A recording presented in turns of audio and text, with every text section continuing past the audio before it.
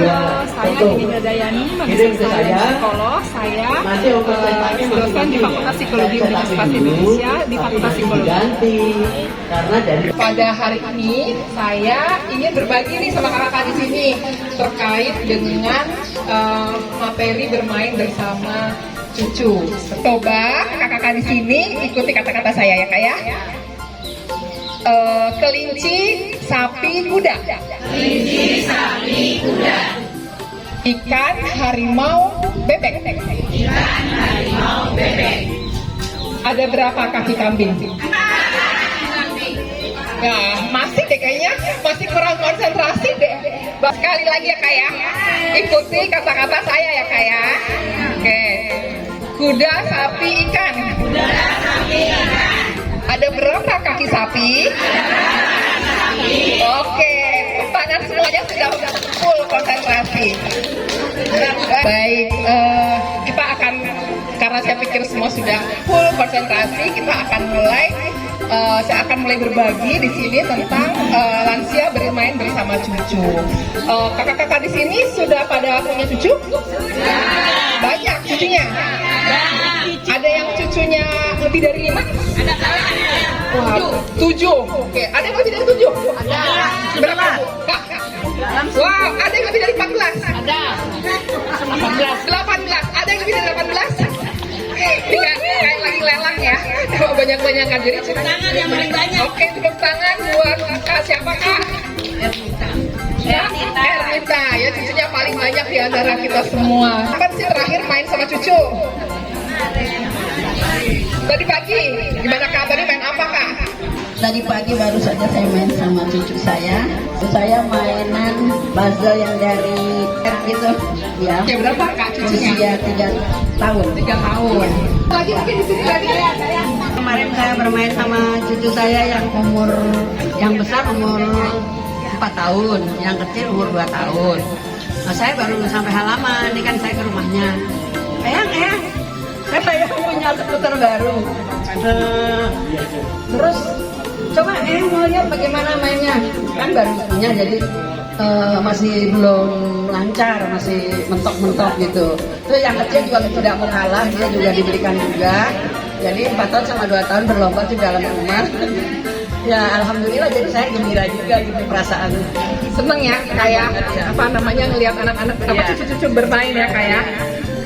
Ada yang sama yang tadi cucunya mungkin sudah SMP, udah 10 tahun, 12 tahun. Udah susah. Ya, kak, main apa kak? Udah susah. Belajar dengan cucu untuk bermain elektronik sama HP. Oh iya. Jadi cucu belajar dari cucu ya kak ya? Ya karena kayaknya cucu-cucu lebih pintar kalau yang terkait dengan teknologi ya. Jadi kita yang mesti belajar ya. Tolongin. Iya.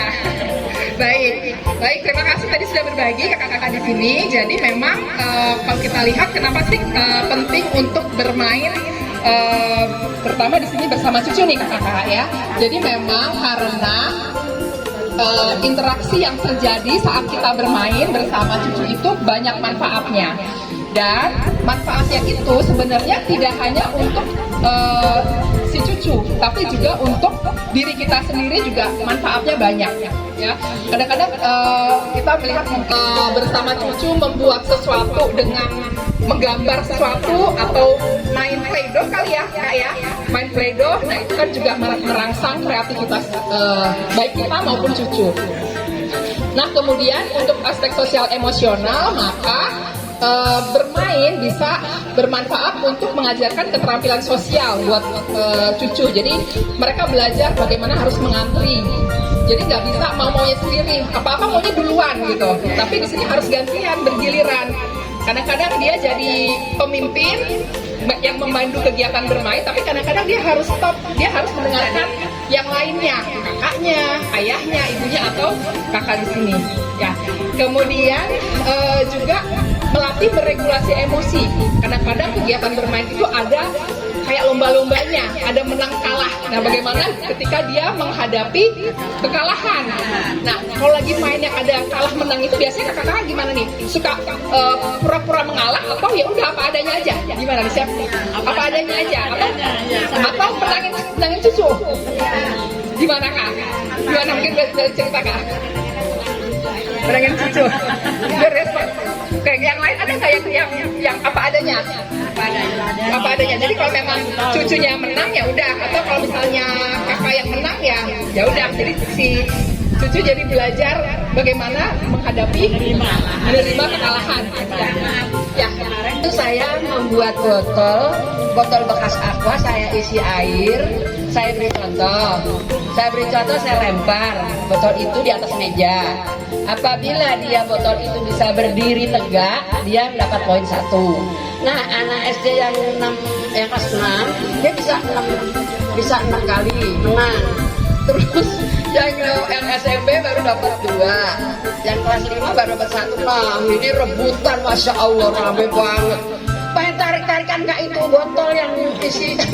Ya Allah, rame bener ya, terima kasih gitu aja. Ya, jadi lebih seru ya kak ya, seru ya. Jadi itu salah satu dari neneknya. Ya, jadi bagus banget. Jadi kadang-kadang kita nggak perlu mainan yang harus kita beli ya. Misalnya harus beli, baru bisa main kalau punya mainan, kan nggak selalu gitu ya kak ya. Jadi kita bisa memanfaatkan apa yang ada di sekitar kita ya. Seperti tadi contohnya bagus banget, kita memanfaatkan botol bekas air mineral yang mengisi air kemudian dijadikan permainan. Pada siang hari ini kita sama-sama hadir di Sekolah Lansia Fatmawati. Barangkali ada kesan-kesan tentang materi hari ini.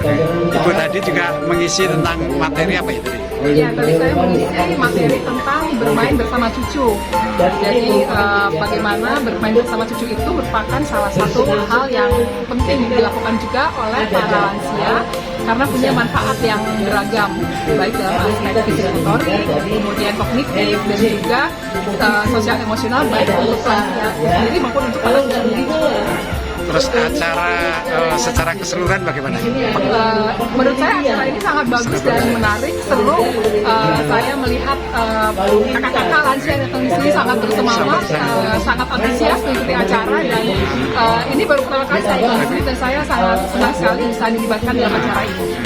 Oke, mudah-mudahan kita semua mengantarkan para lansia ini dengan baik, dengan pengetahuan yang lebih mendalam, sehingga para lansia itu berorientasi untuk hidup sehat, bermanfaat, dan bersemangat. Amin, dan juga bahagia. Bahagia ya. Oke, terima kasih.